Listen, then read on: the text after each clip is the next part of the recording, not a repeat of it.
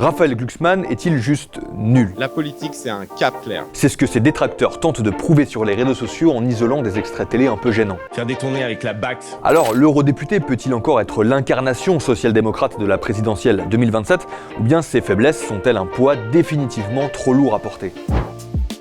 Notre journaliste Sacha Nelken a rencontré des proches de Raphaël Glucksmann. Selon eux, le leader de Place Publique a encore pas mal de temps pour solidifier une éventuelle candidature à la présidentielle de 2027. Et puis il tente de dédramatiser l'impact des contre-performances télévisuelles de ces derniers temps. Après son débat complètement loupé face à Éric Zemmour sur LCI mi-novembre... Je ne vous permets pas de dire ça. Mais je vous le dis quand même, c'est pas Je grave. ne vous le permets pas. Mais c'est pas grave, je vous le dis quand même.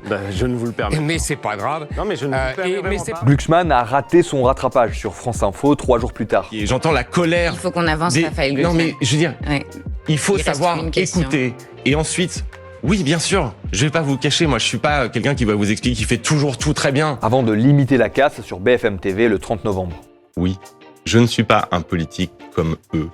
Comme ces gens qui sont en réalité des coquilles vides, qui déversent des éléments de langage. Pour ses détracteurs venus de la gauche, tout cela témoigne de son impréparation. Mais son camp assume d'avoir encore beaucoup de travail avant de pouvoir présenter un programme présidentiel. Selon eux, le moment actuel est surtout à l'affirmation et l'incarnation. Et les sondages leur donnent plutôt raison. Glucksmann y est crédité de 10 à 14% d'intention de vote. Mais le leader de Place Publique doit aussi continuer à se battre contre une image de Parisien déconnecté. On l'entend parler quasiment exclusivement de démocratie, de l'Ukraine et des Ouïghours, mais très peu des sujets qui touchent plus concrètement les Français.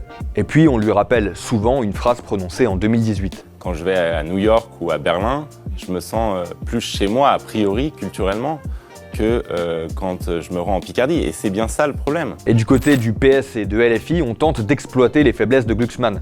On vous raconte tout ça dans notre analyse disponible sur le site de Libération.